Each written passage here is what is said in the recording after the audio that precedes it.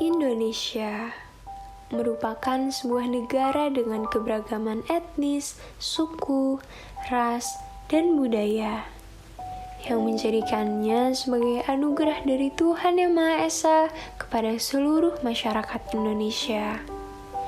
Namun sayangnya, banyak sekali yang tidak mensyukuri anugerah yang kita miliki ini. Dengan masyarakat Indonesia yang berlatar belakang heterogen, isu SARA merupakan hal yang paling hangat dibicarakan, sehingga dapat menimbulkan dampak positif maupun negatif terhadap respon masyarakat pada isu SARA. Positifnya adalah keberagaman itu sendiri. Negatifnya adalah intoleransi dan diskriminasi. Kami mengumpulkan beberapa orang untuk kami cari tahu apa itu diskriminasi menurut mereka.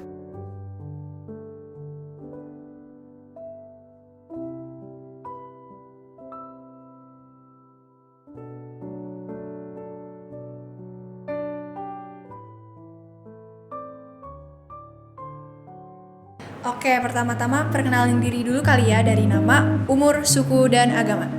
Hai, nama gue Alicia, gue umur 17 tahun. Halo semua, nama gue Angel Jada Semanjuntak, gue 17 tahun, tahun ini 18. Halo semuanya, perkenalkan nama saya Sam Afarisi. Saat ini saya berumur 16 tahun. Oke, perkenalkan nama gue Hasya Akila Hirunisa, biasa dipanggil Aca. Umur gue 16 tahun dan gue orang Padang, agama gue Islam. Suku gue suku Batak, agama gue Kristen Protestan. Sukunya Jawa sama Chinese campuran, terus agamanya Kristen. Saya suku Palembang dan juga saya agamanya Islam. Menurut lo, diskriminasi itu apa?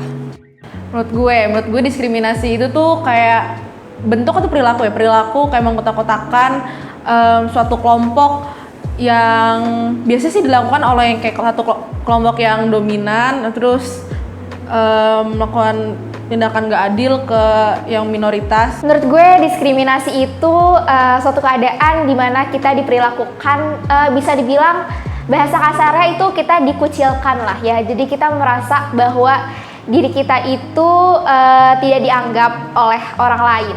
Menurut gue diskriminasi itu ngebeda-bedain orang satu sama lain, mulai dari suku, ras, agama gitu-gitu. Diskriminasi itu perlakuan tidak seimbang atau tidak adil terhadap suatu individu ataupun kelompok berdasarkan kategori tertentu seperti suku, agama, ras, pekerjaan, pola pikir. Apakah lo pernah merasakan diskriminasi? Kalau pernah, apa yang lo rasakan dan ceritakan pengalaman diskriminasi lo? Oke, jawabannya iya, gue pernah ngerasain. Ceritanya gimana? Jadi waktu zaman lagi bulan puasa gitu, gue tuh ke tempat beli beli takjil gitu kan. Terus pas banget lagi azan maghrib, jadi gue nungguin abang-abangnya. Terus sama abang-abangnya diginiin, "Neng nggak sholat Neng?" Terus kan saya bilang, "Saya Kristen Bang." Gue SMP di salah satu pesantren di daerah Cikarang. Di sana bisa dibilang senioritasnya itu tinggi. Sampai akhirnya di mana waktu itu ada satu kakak kelas 9, satu tingkat di atas gue, dia nitip suatu barang ke gue. Nah waktu itu ada yang namanya penjemukan. Ini yang paling sering gue alamin sih tentang puasa. Jadi gue tuh sebenarnya sering banget puasa Senin Kemis. Kan mungkin kalau orang-orang tuh pada mikirnya ya Senin Kemis ya untuk yang muslim doang. Cuma kalau gue sih ya emang hobi aja, enak aja gitu. Terus jadi setiap ditanya, "Jal, lo nggak makan?" Terus bilang gue puasa. Ditanya puasa apa Senin Kemis. Terus tuh selalu ditanya, "Jal, emang lo muslim?" Gue nggak suka aja generalisasi kayak gitu. Tiba-tiba ternyata berita dia nitip ke gue ini tersebar sampai terdengar ke telinga OSIS. Dan di situ feeling gue udah nggak enak. Sampai tindakan paling parahnya adalah di situ waktu itu gue ikut salah satu perlombaan, bisa dibilang nasyid. Di situ gue perform, gue tampil di situ dengan 7 orang temen gue. Biasanya budayanya itu kalau misalnya ada yang lomba-lomba gitu bakal ada yel-yel dari angkatannya. Tapi nggak tahu kenapa waktu itu adalah gue mendapat yel-yel yang kurang mengenakan dari kakak kelas gue. Diskriminasi yang pernah gue rasain, kadang-kadang kalau di sekolah gue sering dibilang Cina gitu, padahal muka gue kalau di sekolah teman-teman gue yang pas SMP gue dibilangnya kayak Jawa banget. Jadi gue ngerasa kok di sini gue dibilang gue Cina banget, padahal juga muka gue kayaknya nggak Cina-Cina banget deh. Terus paling diskriminasi gender gitu sih, kalau misalnya gue ngerasain itu kayak kadang-kadang cewek tuh kayak lebih dibilang nggak boleh pulang malam, tapi sedangkan kalau cowok-cowok pulang malam tuh kayak ya udah biasa aja gitu. Padahal kan kayak cewek sama cowok juga sama aja nggak sih, mau yang pulang malam juga gue, ngapain lo ngurusin hidup gue. Gitu sih. Waktu kelas 7 itu kalau ada kerja kelompok gak pernah dipercaya sama sekali sama teman-teman saya.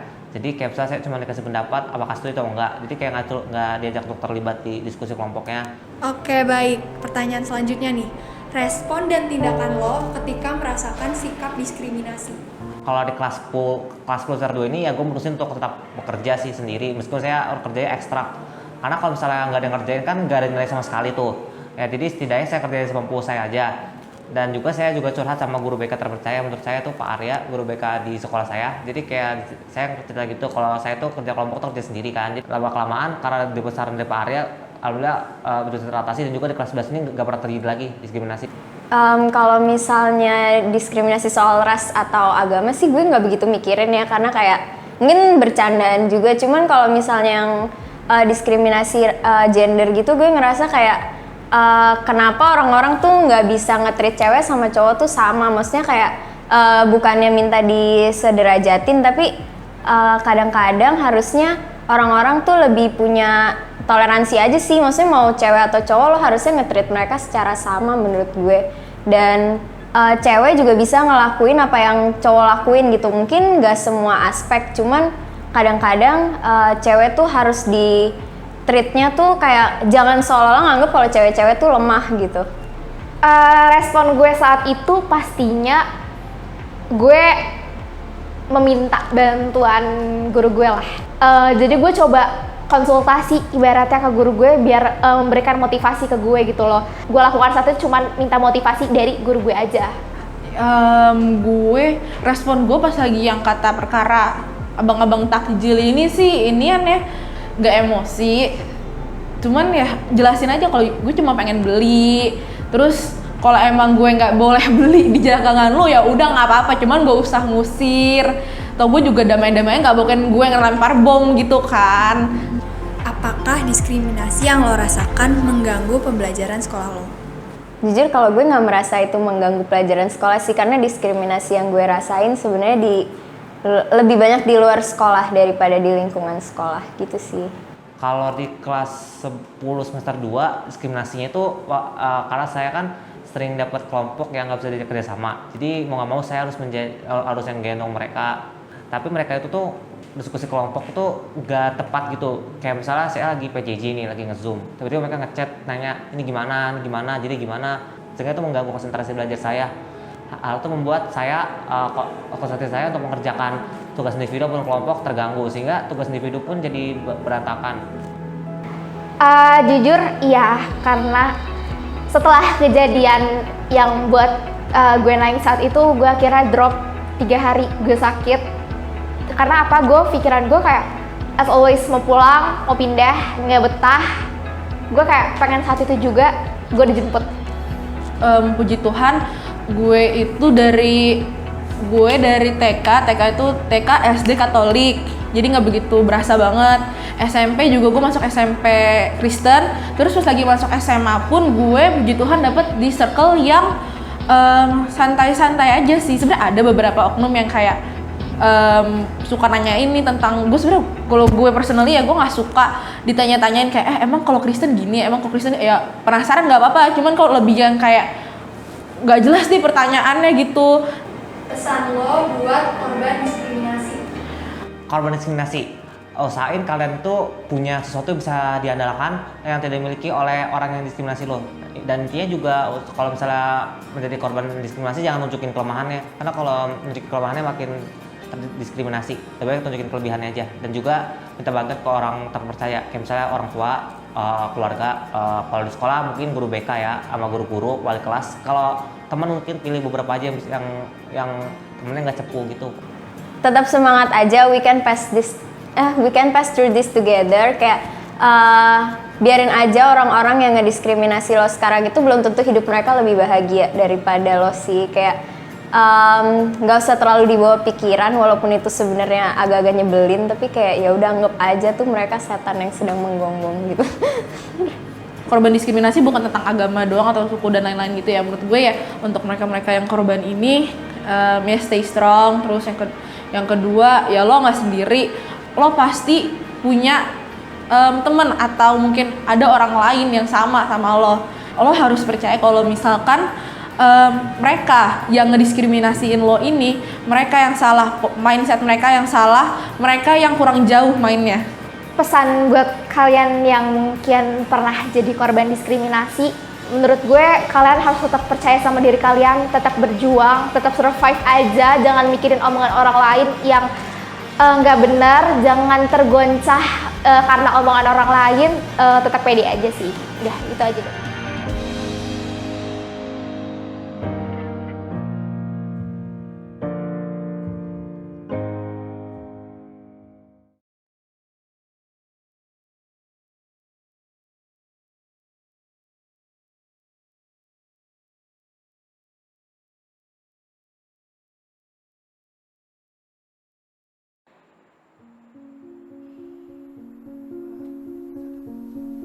Kami Indonesia dengan kemajemukan terkemuka.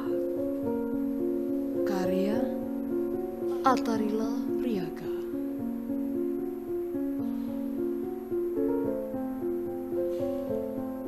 Membeda-bedakan tingkatan berlogika,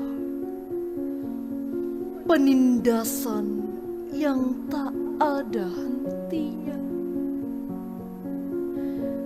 kedengkian terhadap suatu golongan tertentu yang tertindas secara perlahan. Suku, agama, ras, antar golongan dipenuhi perdamaian yang suka duka, kepekaan lestari dan abadi,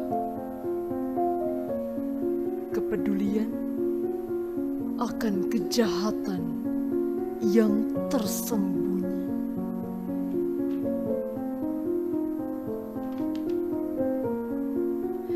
Kebudayaan mulai menghilang, nilai kebaikan disesatkan, jiwa-jiwa berserakan, berantakan, bertebaran di mana-mana.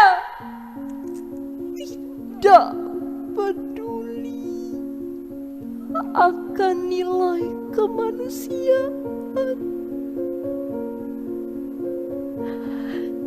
Gender menjadi penghalang, ras menjadi alasan, agama menjadi bahan kericuhan.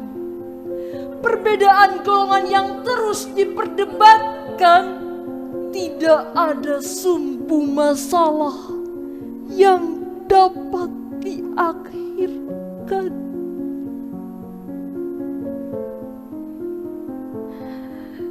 Kelas sosial yang begitu dipertontonkan, nurani menjadi jumawa dan tak kenal arti keakraban.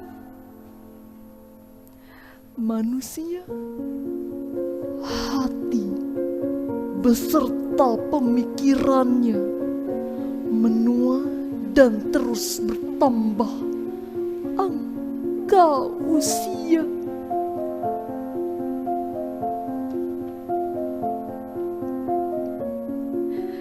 Kekeliruan dalam menjembatani persaudaraan, agresivitas yang terus-menerus diproduksi, peninggalan lama yang tak pernah dikenal, serta kelaziman yang penuh pengorbanan.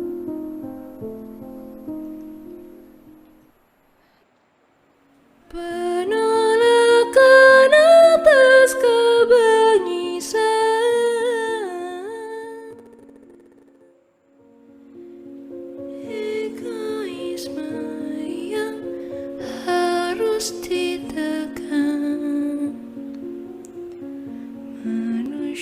perlu dirangkul bersama. Masyarakat Indonesia menikmati masa jaya kesejahteraan yang istimewa.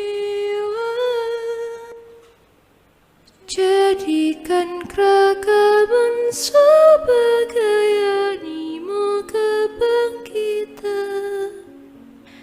Bertahan pada kekeluargaan yang nyata. Serpihan lama biarlah sirna kala nanti semua berbeda.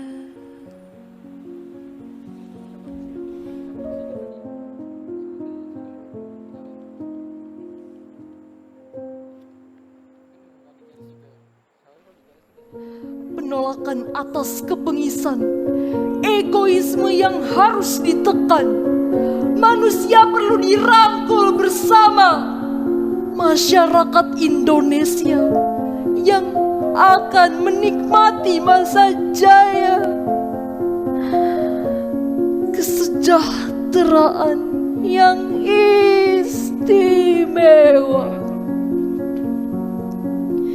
Jadikan keragaman sebagai animo kebangkitan.